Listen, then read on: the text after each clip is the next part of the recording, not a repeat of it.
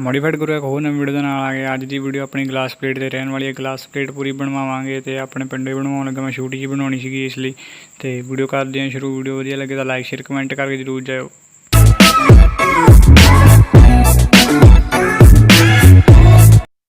ਜਿਹੜੀ ਮੈਂ ਰੈਡੀ ਮੈਂ ਤੁਹਾਡੇ ਤੋਂ ਸਵਾਲ ਪੁੱਛਣਾ ਇੱਕ ਜਿਹੜੀ ਮੈਂ ਫੋਟੋ ਲਾਈ ਆ ਅੱਗੇ ਚੈਨਲ 'ਤੇ, ਜਿੱਥੋਂ ਆਪਾਂ ਵਿਊ ਚੈਨਲ 'ਤੇ ਕਲਿੱਕ ਕਰੀਦਾ ਮੇਰਾ ਪੂਰਾ ਮਤਲਬ ਚੈਨਲ ਦਾ ਲੋਗੋ ਵਗੈਰਾ ਸ਼ੋ ਹੁੰਦਾ, ਜਿੱਥੇ ਉੱਥੇ ਤੁਹਾਨੂੰ ਇੱਕ ਕਰੂਜ਼ ਕਾਰ ਦੀ ਮਤਲਬ ਮੋਡੀਫਿਕੇਸ਼ਨ ਦੀ ਫੋਟੋ ਦਿਖਦੀ ਹੋਣੀ ਆ। ਉਹ ਮਤਲਬ ਤੁਹਾਨੂੰ ਕਿੱਦਾਂ ਦੀ ਲੱਗਦੀ ਮੈਨੂੰ ਕਮੈਂਟ ਕਰਕੇ ਜ਼ਰੂਰ ਦੱਸਿਓ, ਤਾਂ ਮੈਂ ਫਿਰ ਮਤਲਬ ਚੇਂਜ ਕਰ ਦੇਵਾਂ ਜੇ ਤੁਹਾਨੂੰ ਨਹੀਂ ਵਧੀਆ ਲੱਗਦੀ। ਅਤੇ ਆਪਣੀ ਨੰਬਰ ਪਲੇਟ ਬਣ ਕੇ ਤਿਆਰ ਹੋ ਚੁੱਕੀ ਆ ਬਸ 80 ਰੁਪੀਸ ਦੇ ਵਿੱਚ। ਅਤੇ ਆਪਾਂ ਦੇਖ ਸਕਦੇ ਤੁਸੀਂ 69 ਲਿਖਾਇਆ ਕਿਉਂਕਿ ਆਪਾਂ ਮੂਸੇਵਾਲੇ ਦੇ ਫੈਨ ਹਾਂ। ਅਤੇ ਵੀਡੀਓ ਕਰਦੇ ਐਂਡ ਵੀਡੀਓ ਵਧੀਆ ਲੱਗੀ ਲਾਈਕ ਸ਼ੇਅਰ ਕਮੈਂਟ ਕਰਕੇ ਜ਼ਰੂਰ ਜਾਇਓ। ਆਹ ਮੁੰਡੇ ਦਾ ਸਾਈਕਲ ਤਿਆਰ ਕੀਤਾ ਤੁਰਿਆ ਜਾਣ ਡਿਆ। ਆਹ ਦੇਖ ਲਓ ਕਰੋਨਾ ਵੈਸੇ ਤਾਂ ਮਰੀਜ਼